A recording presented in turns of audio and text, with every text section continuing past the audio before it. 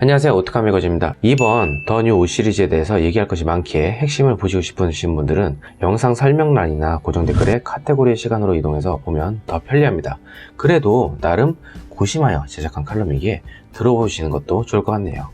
최근 벤츠의 E클래스 페이스리프트가 티저를 선보인 가운데 이 세그먼트 수입차 1위를 달리던 페이스리프트된 BMW 더 5 시리즈가 긴장을 하고 있는 모습에서 해외 축구의 메시와 호날두 대전을 보듯이 많은 기대감 및 시선이 쏠리고 있습니다. 최근 대한민국이 코로나 상황이 맞나 싶을 만큼 일본처럼 장기 불황에 들어갔다는 말이 무색할 만큼 아직도 그랜저가 판매량 1위를 달리고 있으며 수입차에선 BMW가 해당 세그먼트에서 1위를 할 만큼 대한민국은 그야말로 이 세그먼트의 흔한 대중화라고 할 수 있죠. 스르르 들어 뱀처럼 소형 SUV와 더불어 굉장한 인기를 누리고 있습니다. 본 영상은 메시와 호날두 대전인 메오 대전처럼 곧 5 시리즈와 벤츠 E클래스의 비교 영상을 제작하기 전 각각 간단한 역사 소개와 페이스리프트 전과 후에 어떤 차이가 있는지, 그리고 해당 세그먼트에서의 각 축전의 썰을 풀어보려 합니다. 우선 BMW에게 대한민국이란 5 시리즈가 주는 의미가 매우 크죠. 70년대 중후반부터 80년대, 90년대 초중반까지 엄청난 경제 발전을 이루면서 수입차들 역시 솔솔 들어왔었고 그 중심엔 BMW가 있었습니다. 그중 5 시리즈는 전체 모델 중에서 가장 전통이 깊은 차량으로 1972년 출시한 이후 세계에서 약 790만 대 이상 판매된 프리미엄 세단이죠. 또한 신흥 강남부 모델이 나타났고요. 강남의 소나타라는 별칭이 붙었던 만큼 성공의 기준점이 아닌 부의 기준점에 선이 되어버린 5 시리즈. 물론 양카나 카푸 혹은 사기꾼들이 많이 타고 다니는 차라고 별칭이 붙었던 적도 많았지만요. 흔히들 리스를 쉽게 내주는, 아니면 한때 대포차가 유행을 타고 가장 많이 없어지고 돌려진 차가 5 시리즈라고 할 만큼 그렇다고 하는 말이 나올 정도로 이슈의 중심에 서 있던 모델이기도 합니다. 흔히 이 클래스가 엄청난 주목을 받으면서 국내 수입차 한때 1위를 차지했을 만큼 폭발적인 인기를 보여준 건 페이스리프트 전세대와 흔히들 사각 포헤드 램프로 알려진 W212 모델부터 눈에 띄게 인기가 올라오고 있었고요. 그 다음 세대인 현재 페이스리프트 전 마지막 할인가로 프로모션 진행 중인 W213 모델에서 포텐이 터진과 동시에 520D 화재 사건이 맞물리면서 엄청나게 팔린 부분이 있죠. 물론 W210, 즉 동그란 포헤드 램프의 시절부터 인기가 있던 차종이지만요. 그 당시 5 시리즈의 인기에 밀린 부분이 충분했죠. 너 지금부터 범인해라. 하지만 화재 사건 이후 뉴스에서 떠들고 있는 주차장에는 각종 BMW의 주차 금지라는 말이 나돌았고요. 국내에선 현대 그랜저가 소나타격으로 내려온과 동시에 제니스가 불티나게 팔리고 있던 시절. 그래도 현재 코나 일렉트로닉 화재뿐만 아니라 각종 현대차의 화재가 나는 부분에서 배웠으면 하는 부분이 있습니다. 바로 BMW 코리아 화재 사건이 크게 이슈화되면서 보인 행보인 것이죠. 기업적인 측면에서 깨끗하다고 말을 할 수가 없습니다. 누가요? BMW가요. 충분히 해외에서 먼저 인지가 되었던 부분이고, 이를 알고서도 일단 부품 생산량만큼 다 장착을 해서 소진시키려 했던 BMW 측의 안일한 대응도 있었죠. 그러나 세계 5 시리즈 판매 1위를 달리고 있는 한국에서 이미지 쇄신이 필요했다는 듯 나름 발빠른 행보와 함께 사과 및 해당 문제의 이지알 쿨러 및 냉각계통의 리콜을 통하여 손을 봤고요. 이미 피해를 입은 차주에게는 특별 할인 프로모션을 적용하면서 팬덤층을 빼앗기지 않으려는 노력을 보였습니다. 그럼에도 불구하고 팬덤층들과 소비자들이 등을 돌리면서 외면했지만 우리나라 어떤 민족입니까? 배달의 아니죠. 냄비 근성이 많은 민족이지 않겠습니까? 반일 감정 표출한다고 렉서스나 인피니티 등 일본차에 실컷 김치 던지고 부시고 하다가 유니클로 세일 한 방에 무너졌던, 실제로 유니클로의 판매 금액이 일본 차들이 국내에서 파는 금액과 비교도 안 될 만큼 많은데 말이죠. 다시 본론으로 들어와서 벤츠에게 빼앗긴 시장 및 제니스에 빼앗긴 시장 파이만큼 다시 되찾을 생각으로 공격적인 프로모션 행보를 BMW가 이어갔죠. 기존 F10 바디를 보유하고 있던 사람들에게 새로 나온 F60 바디 차를 구매 시 적용한 비공식적 프로모션까지 합하면은 나름 선방을 하였습니다. 실제로 2017년 국내에서 총 24,120여 대를 판매하였고요. 전년 대비 40% 성장을 했으며 이후에도 2018년 23,487대, 2019년에 19,140대로 높은 판매고를 올렸고요.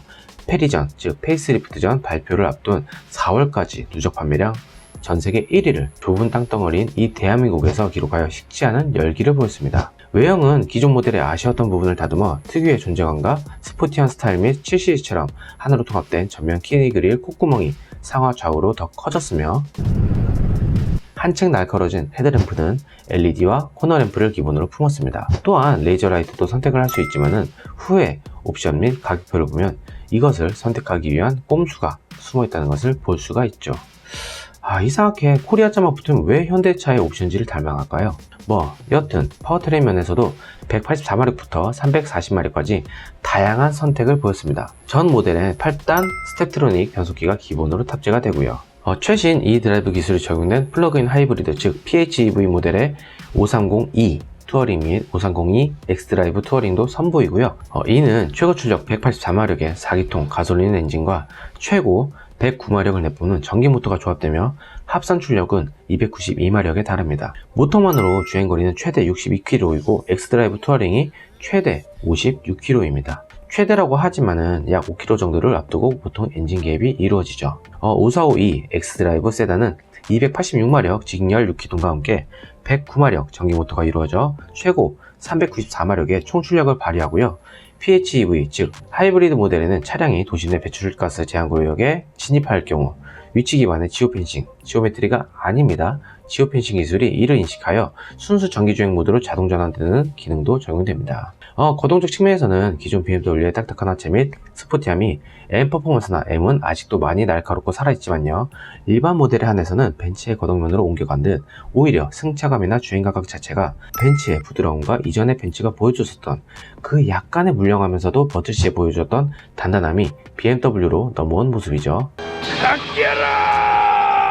아무래도 좀 남자는 BMW라는 이미지와 함께 생각보다 여성들의 벤츠 C클래스와 E클래스 구매력이 상당히 많아짐에 영향을 받은 듯한 모습을 보였습니다. 실제로 오히려 벤츠의 주행 감각이 BMW를 닮아가고 있고요. 이렇듯 성격은 바뀌어갔지만 외형적 모습은 한때 보수적 이미지를 담고 있고 변화 자체에서 보수적이었던 벤츠의 행보처럼 큰 변화에서는 매우 소극적인 모습을 보이고 있는 BMW인데요. 특히 전부터 완성된 외형이었지만 특유의 아이덴티티인 키드니 그릴과 엔젤링의 데이라이트 모습에서 크게 바뀌지 않은 풀 체인지여도 마치 페이스리프트 같은 그런 모습을 보였었죠. 이번 페리는 정말 페이스리프트의 정석이어야 할 만큼 현대차의 그런 풀 체인지 같은 페리를 선보이고 너무 옵션을 추가만 해놓고 그대로 변화 없이 팔려다 보니 시동 꺼짐이나 각종 결함이 난무한 가운데 이번 BMW 5 시리즈 같은 경우는 정말 분더덕이 없는 수학의 정석 페이스리프트의 정석을 보여줬습니다. BMW에서는 ACI라고 불리지만요 편의상 페리 및 페이스리프트라고 칭할게요. 우선 지난 5월 말에 세계 최초로 영종도 드라이빙 센터에서 월드 프리미엄 모델을 공개했다는 것에 매우 큰 의미가 있죠. 그리고 엄청난 호평이 이어졌습니다.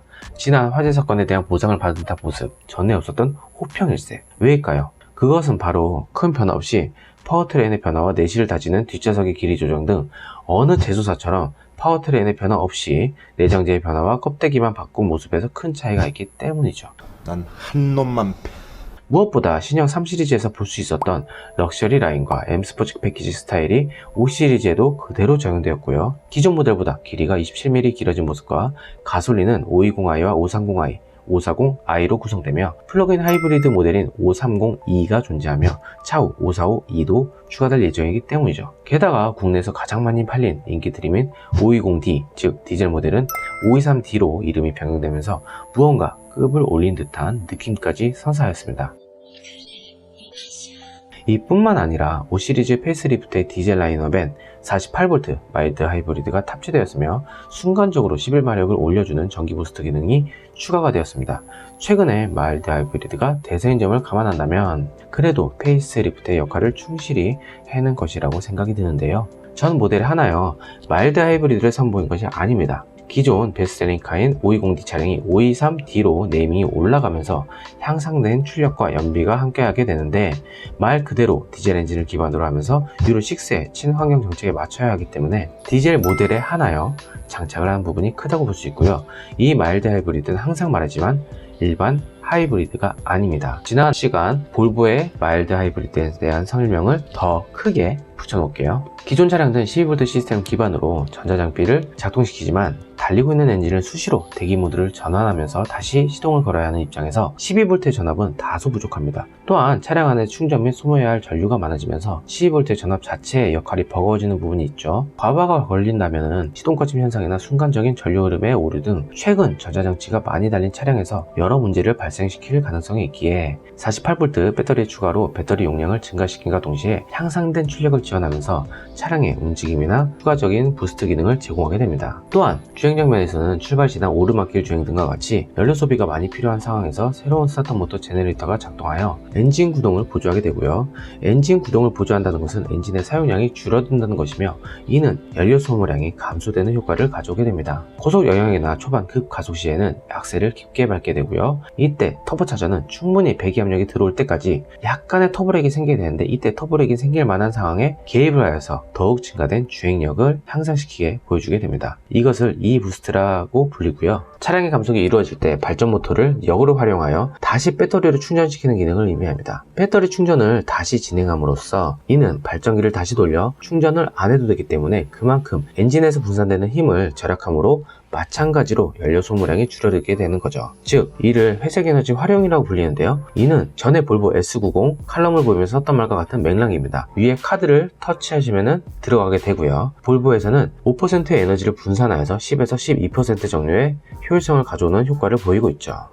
또한 BMW의 코스팅 모드라고 불리는 것은 일정 속도 이상의 구간에서 운전자가 악셀에서 발을 떼었을 때 엔진이 자동으로 대기 모드로 전환이 되게 됩니다. 그렇기 때문에 다시 운전자가 가속 페달을 밟을 때까지는 연료를 사용하지 않으므로 효과적인 연비를 향상시킬 수가 있는 것이죠. 마치 정차 시에 시동이 꺼지는 스탑앤고 기능처럼 말이죠. 오토 스타트 스톱 기능이라고 기존 스탑앤고 기능은 정차 시에만 작동을 하였지만요. 48V의 시스템을 탑재한 마일드 하이브리드 시스템은 속도가 15km 이하로 줄어들면 자동으로 미리 엔진 시동을 오프시켜 대기 모드로 전환시키고요. 또한 주행 중의 상황에 따라 시동에 대한 개입을 하기 때문에 기존 스탑앤고 시스템과는 달리 훨씬 부드럽게 엔진의 시동을 걸고 끄기 때문에 디젤 엔진의 떨림을 효과적으로 잡을 수 있는 일석이조 시스템입니다. 실제로 타보면은 이질감이 아닌 기분 좋은 부드러운 드라이빙의 운전자 입장에서는 이런 사사로운 즐거움이 운전의 즐거움으로 이루어지는 부분도 크죠. 실내는 거의 변화가 없을 만큼 눈에 띄는 부분이 없지만요. 디지털 클러스터 부분이 최신 7 시리즈에 적용된 것처럼 변경되었다는 것과 센터페시아의 메인 디스플레이가 12.3인치로 더 커졌다는 정도죠. 벤츠가 보여준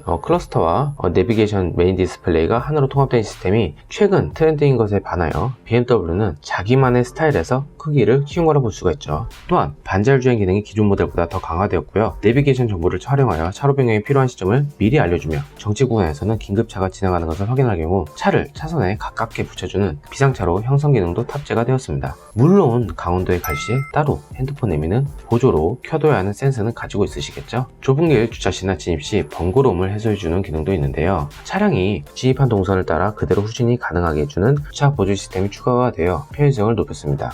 이제 가격표 분석 및 간단하게 흔히들 말하는 국내에서 라이벌로 통하는 제네시스 이 뭔 개소리야!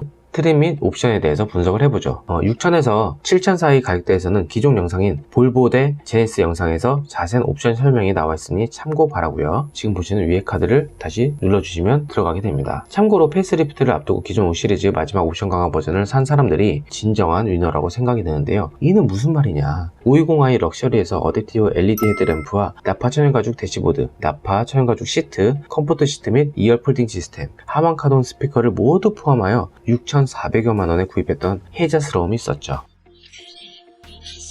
우선 M 스포츠 패키지와 플러스 모델은 따로 빼놓는다는 점 참고 바라고요.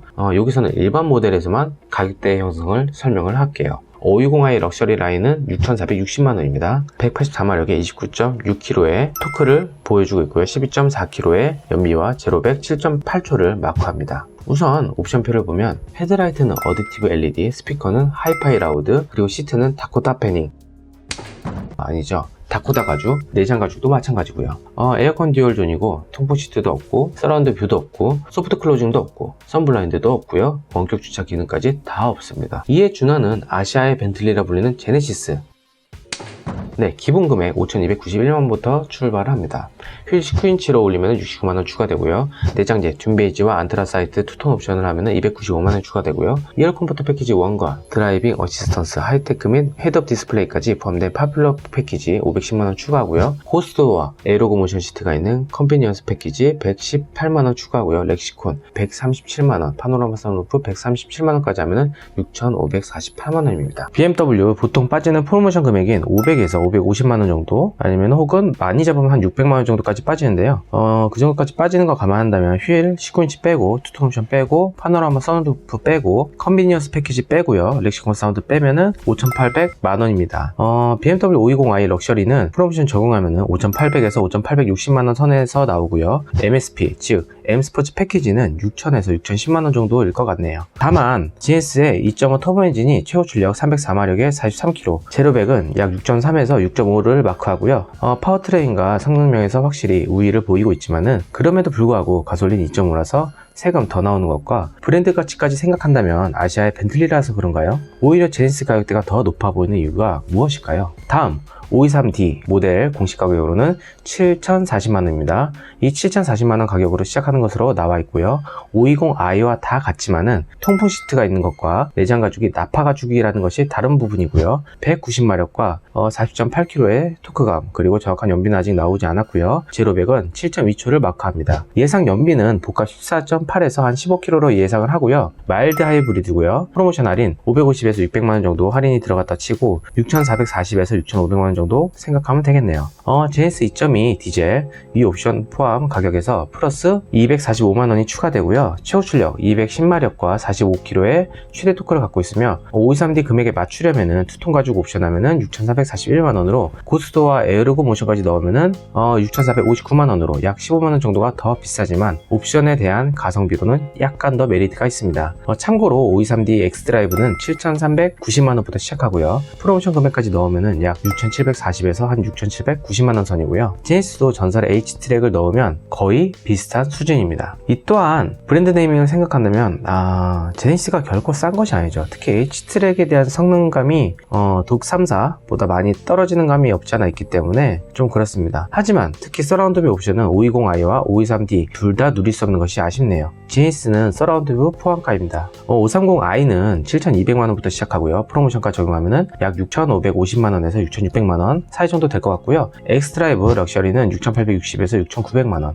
MSP 즉 M스포츠 패키지는 7,280에서 7,320만원 정도 선이 될 것 같네요. 252마력과 35.7kg의 토크감, 그리고 제로백 6.1초를 마크하고요. 휠 사이즈는 패키지에 따라 19인치까지 올릴 수 있는 점이 다르고, 스피커가 여기서부터 하반 카돈이 들어갑니다. 시트 및 내장 가죽도 나파 가죽으로 다 통일되고요. 통풍 시트 있고요. 여기서 에어컨이 4전 독립식 에어컨이 들어가게 되죠. 하지만 서라운드 뷰와 소프트 클로징 및 선 블라인드는 아직도 보이지가 않습니다. 이는 540i부터 보입니다. 540i는 시작가 9,840만원부터이고요. 고배기량이라 프로모션 금액 약 950에서 1000만원 정도 적용을 하면은 X드라이브 럭셔리가 8,840에서 8,900만원 선, MSP 패키지가 9,210만원 정도 됩니다. 1998cc에 340마력, 그리고 5,500에서 6,500rpm에서 최대 힘을 발휘하고요. 45.9kg의 두터운 토크가 발휘되며 1,230에서 5,200rpm 사이에서 발휘가 됩니다. 연비는 10km 정도고요. 제로백은 4.8초를 마크합니다. 530i와 옵션 차이는 서라운드 뷰가 들어가고 소프트 클로징과 선 블라인드 원격 주차까지 다 들어간다는 점이 다르죠. 패키지에 따라 휠 사이즈는 20인치까지 올라가게 됩니다. 이번 벤츠의 정확한 금액대 및 옵션 금액대까지 나와봐야지 진정한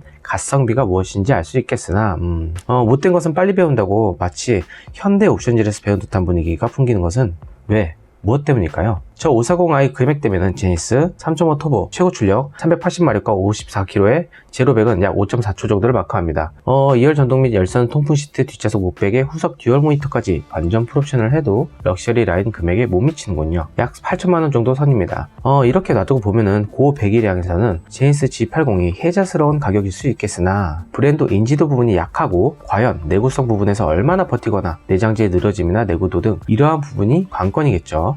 그렇다고 해서 그래서 최근 이 세그먼트에서 수입차들이 문제가 전혀 없는 것은 아니죠. BMW는 고질적 문제로 항상 엔진오일 유유와 냉각계통에 약한 모습을 보였고요. 최근엔 강원도병이라 해서 강원도에서 내비가 인지하지 못하는 점, 그리고 불친절한 서비스 센터 및 시트 부분에 하자 얘기했더니 대충 본트 칠하거나 아예 서비스 센터에 들어온 차를 옥상에 올려놓고 한 달 동안 수리를 제대로 진행하지 않은 점 등등 논란이 되었던 부분까지 TV에 나왔던 부분이 상당히 있었죠. 이런 것을 보면은 같은 하자라도 그나마 제네시스는 블루엔진 진입 시 할애했던 것을 멈추고 다른 차를 수리하고 있다가 충분히 뺄 수 있는 상황이면은 먼저 빼고 제네시스가 우선으로 들어가게 됩니다. 이런 모습에서 나름 그 부분에서는 좋은 서비스를 받고 있구나 하는 것을 느끼게 되죠. 아우디 신형 A6에서 나온 물 새는, 즉 누수 부분과 반자율 부분의 쏠림 현상 및 전자계통이 꺼졌다가 다시 켜지는 시동 꺼짐 현상 등 나름 문제가 상당수가 많이 대두되고 있는 만큼 아우디 코리아에서도 아직 정확한 원인을 찾지 못하고 있고요. 뽑기운이 작용하기는 수입차도 마찬가지라는 거죠. 오늘 BMW 더 5에 대해서 알아보고 간단하게 각 트림별 제네시스 G80과 비교를 해보았는데요. 실질적으로 제대로 비교해야 할 것은 제네시스가 아닌 벤츠의 페이스리프트인 E클래스입니다. 곧 정확한 가격표 및 옵션가에 대해서 나오면은 바로 비교할 예정이고요. 다음 영상은 그 전에 벤츠 E클래스 스토리부터 벤츠의 페이스리프트가 과연 어떻게 변화했고 무엇이 변화했고 예상 가격대는 얼마인지 그리고 새로운 기능들은 어떤 게 있는지 알아볼게요. 항상 구독과 좋아요 잊지 말아주시고요. 더 잘하라는 의미로 꼭 부탁드려요. 제가 지금 수익이 아직 발생하고 있지 않지만은 수익이 발생한 대로 바로 알려드릴 거고요. 그 첫 수익에 대해서 곧 연말이 다가옵니다. 이번 겨울은 또 매우 춥다고 해요. 그래서 좋은 곳에 쓰려고 합니다. 그리고 저 또한 아직까지는 회사원이기 때문에 후에 이메일로 진실되게 도움이 필요한 동네 및 어려운 이웃에 대한 추천을 받으려고 합니다. 직접적으로 생활물품을 구매를 해서 이것을 가지고서 지원을 할 예정이고요. 점차적으로 채널이 커지면서 각 대리점과 연관되면서 모델들을 자세히 살펴볼 것이고요. 일단 예정이 되어 있는 것은 투싼 하이브리드의 전시차 실물과 재질감, 그리고 현대 엔지니어링 출신분과 인터뷰까지 예정되어 있으니 점차 나아지는 모습에 정감 있는 채널이 되도록 하겠습니다. 감사합니다.